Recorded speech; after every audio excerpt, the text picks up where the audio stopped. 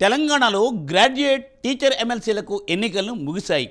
ఎవరికి వారు మేమే గెలుస్తామంటూ మేకపోతూ గాంభీర్యం ప్రదర్శిస్తున్నారు. పోలింగ్ ఎక్కువ శాతం నమోదు కావడంతో ఎవరు గెలుస్తారనే ఉత్కంఠ నెలకొంది. ఇప్పుడు 3 స్థానాల్లో ముక్కోణ పోటీ జరిగినట్లు తెలియవస్తోంది. బీజేపీ, కాంగ్రెస్ పార్టీల నుండి అగ్రనేతలు సైతం ప్రచారంలో పాల్గొన్నారు. మార్చి 3న అభ్యర్థుల భవితవ్యం తేలనుంది. డీటెయిల్స్ ఈ స్టోరీలో.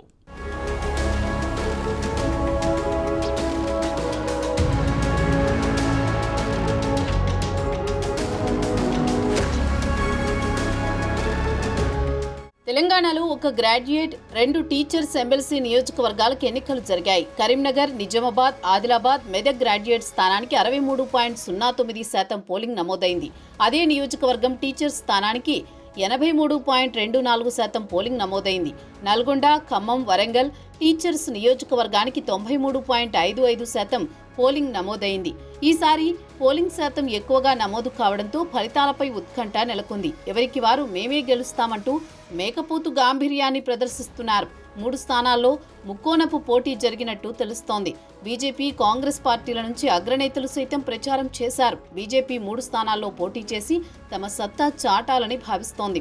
మరోవైపు కరీంనగర్, నిజామాబాద్, ఆదిలాబాద్, మెదక్ గ్రాడ్యుయేట్ సిట్టింగ్ స్థానాన్ని కాపాడుకోవాలని కాంగ్రెస్ భావిస్తోంది.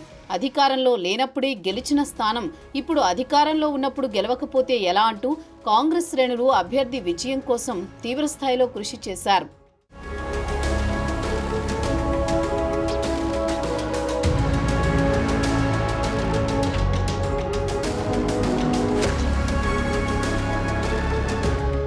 మరోవైపు బీజేపీ అంతర్గతంగా ఈ ఎన్నికలపై సమీక్ష జరిపినట్టు తెలుస్తోంది. ఒక్క స్థానంలో గ్యారంటీగా గెలుస్తామని, 2 గట్టి పోటీ ఇచ్చినట్లు బీజేపీ భావిస్తోంది. ఎమ్మెల్సీ ఎన్నికలపై కమలనాథుల్లో బాగా చర్చ జరిగినట్లు సమాచారం. పట్టభద్రుల స్థానంలో క్యాడర్ అభ్యర్థికి గ్యాప్ వల్ల పార్టీ సానుభూతి పరులు 2వ ప్రిఫరెన్స్ ఓటు బీఎస్పీ అభ్యర్థికి వేసినట్లు భావిస్తున్నారు. దీనికి సంబంధించి జాతీయ నాయకత్వానికి రాష్ట్ర పార్టీ నివేదిక అందజేసినట్లు వార్తలొస్తున్నాయి. ఎమ్మెల్సీ ఎన్నికల్లో ఉపాధ్యాయ వర్గాలు కమలం పార్టీ పట్ల కొంత సానుకూల వైఖరి ప్రదర్శించినా పట్టభద్రులు మాత్రం మరో విధంగా స్పందించినట్లు బీజేపీ భావిస్తోంది. పార్టీ ముఖ్య నేతలు శ్రమించినా అభ్యర్థికి క్యాడర్కు మధ్య సమన్వయం లోపించిందని తెలుస్తోంది.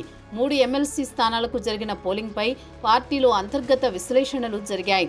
3 గెలుచుకుంటామని కమలనాథులు పైకి మేకపోతు గాంభీర్యం ప్రదర్శిస్తున్నా 2 స్థానాల్లో గట్టి పోటీ ఎదుర్కొంటున్నామని అంతర్గతంగా చర్చించుకుంటున్నారు.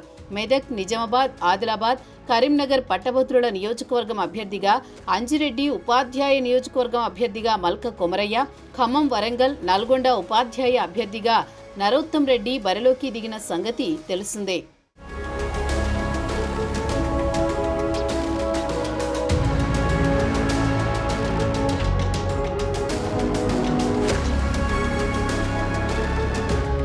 కేంద్ర మంత్రులు కిషన్ రెడ్డి, బండి సంజయ్తో పాటు ఎంపీలు, ఎమ్మెల్యేతో పాటు బీజేపీ అభ్యర్థులకు మద్దతుగా విస్తృత ప్రచారం చేసిన సంగతి తెలిసిందే.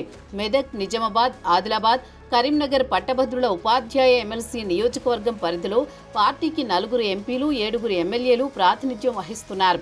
ఈ నేపథ్యంలో ఈ 2 స్థానాలను పార్టీ సునాయాసంగా గెలుచుకుంటుందని తొలుత భావించారు.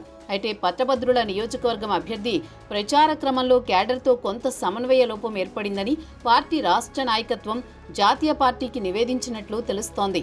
కేంద్ర మంత్రి బండి సంజయ్తో పాటు పార్టీ స్థానిక ఎంపీలు, ఎమ్మెల్యేలు శ్రమించినా పలు పోలింగ్ బూత్ల పరిధిలో క్యాడర్కు, అభ్యర్థి అనుచరులకు మధ్య గ్యాప్ వచ్చింది.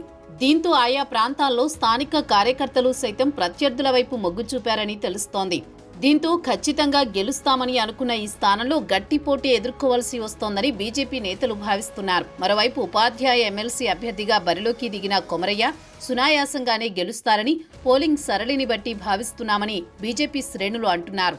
కాగా ఖమ్మం, వరంగల్, నల్గొండ ఉపాధ్యాయ నియోజకవర్గంలో ఫలితం ఎలాగైనా ఉండవచ్చని కమలనాథులు అభిప్రాయపడుతున్నారు.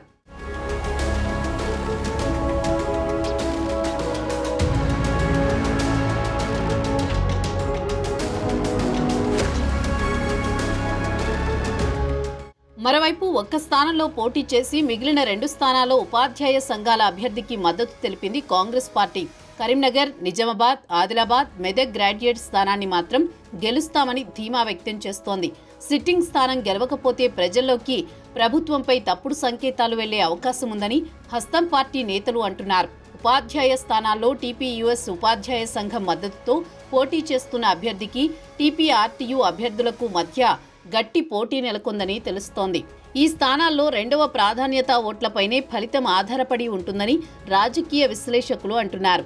ఏది ఏమైనా ఎవరికి వారు గెలుపు ధీమా వ్యక్తం చేస్తున్నారు.